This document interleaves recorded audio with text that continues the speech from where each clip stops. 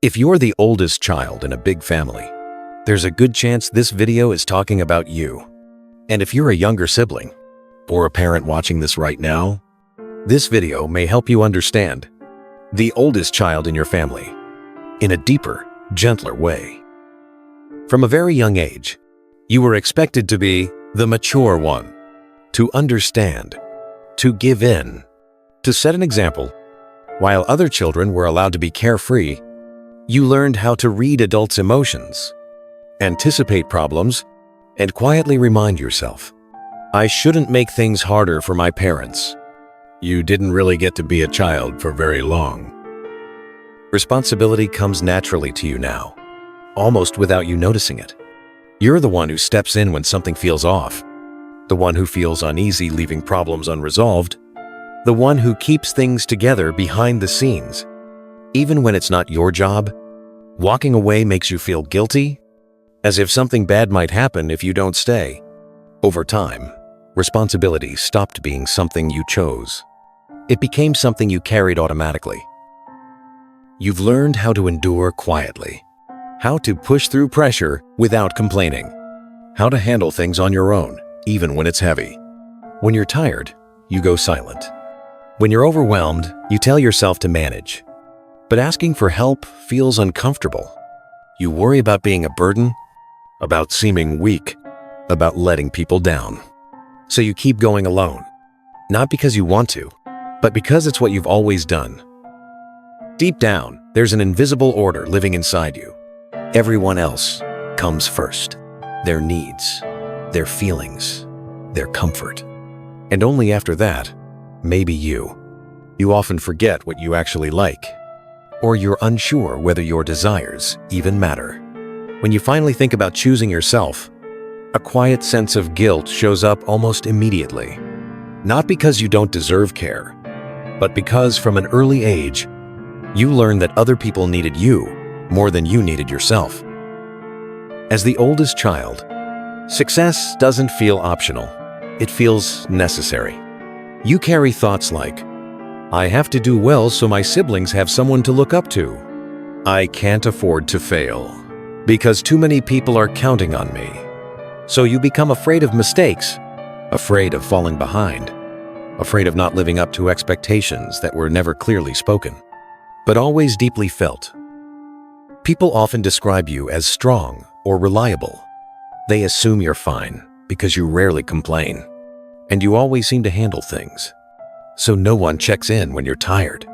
No one thinks you need comfort or reassurance. Your strength becomes the reason your pain goes unnoticed.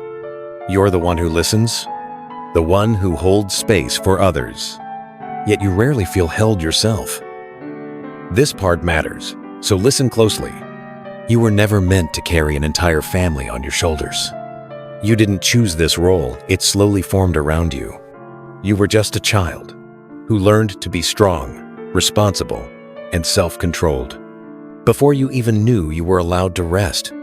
If today you feel tired, if you feel worn down, if you want to live a little more for yourself, that doesn't make you selfish.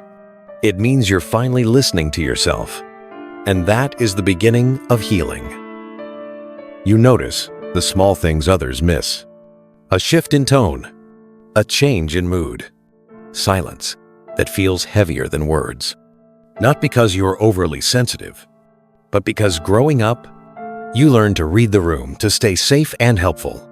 This sensitivity makes you deeply empathetic, but it also means you absorb emotions that were never yours to carry in the first place.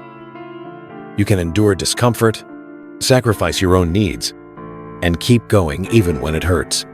What's harder for you is the idea of letting someone down, being misunderstood, being labeled selfish, being seen as ungrateful. So you often tell yourself, I'll just take a little more, not because you're weak, but because peace feels safer than honesty. You don't control because you want power. You control because chaos once meant things falling apart. There was a time when, if you didn't step in, no one would. If you didn't remember, things would be forgotten. So your body stays alert. Your mind stays 10 steps ahead. Letting go feels risky, even when you're exhausted. Control became your way of protecting everyone, including yourself. Even in moments that are supposed to feel happy, your mind doesn't fully rest. There's always a quiet voice reminding you of unfinished tasks, unresolved problems, or people who might need you. You wonder if you're allowed to enjoy this moment. You question whether your happiness is too much or somehow unfair. You let yourself feel sadness easily, but joy often feels like something you need permission for. As the oldest child, you were often held up as the standard. You were told to be the example, to be more mature, more understanding, more responsible. You heard comparisons that sounded harmless, but slowly stayed with you, reminding you that someone else was always watching.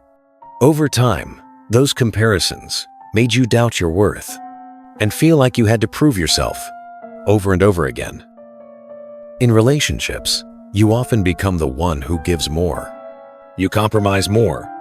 You stay quiet longer than you should. Even when you're tired, even when something hurts, you tell yourself, it's okay, you can handle it. Deep down, you learned early on that love wasn't something you simply received. It was something you earned by being patient, useful, and understanding. So you keep giving, hoping one day you won't have to try so hard to be loved. You've been tired for so long that exhaustion feels normal to you. You don't know where the limit is anymore because you crossed it quietly a long time ago and just kept going. You stop only when your body forces you to, through headaches, numbness, emotional shutdown, or a deep weariness you can't explain. You're not lazy. You're not weak. You're simply someone who has been carrying too much for too long. Despite everything you've been through, your heart is still soft. You care deeply. You notice small things. You hold space for others in ways that feel safe and genuine. You are capable of loving with great depth and sincerity, not because you had it easy, but because you understand what it means to need care. The only thing missing is offering that same gentleness, patience, and compassion to yourself. And if you're a younger sibling or a parent watching this, I hope from today on, you'll see the oldest child in your family with more softness. And if you're the oldest child and you've stayed until the end, maybe it's time to live for yourself, at least a little. If this video made you feel seen, you're not alone. Subscribe to this channel. If you're looking for a space where people like us gather, people who grew up caring too much and are now learning to heal together, this is a place where we recognize ourselves in one another and slowly, gently learn how to rest.